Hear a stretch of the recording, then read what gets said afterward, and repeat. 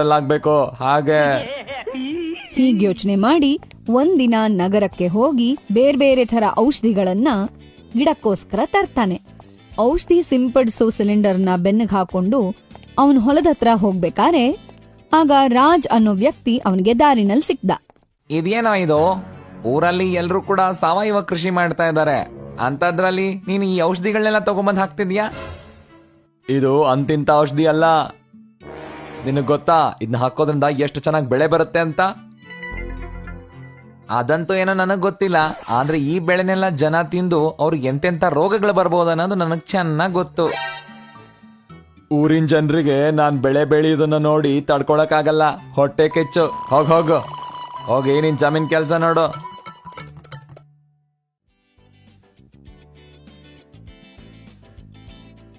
2-3 ದಿನದಲ್ಲೇನೆ ನನ್ ಗಿಡಗಳು ದೊಡ್ಡದಾಗತ್ತೆ.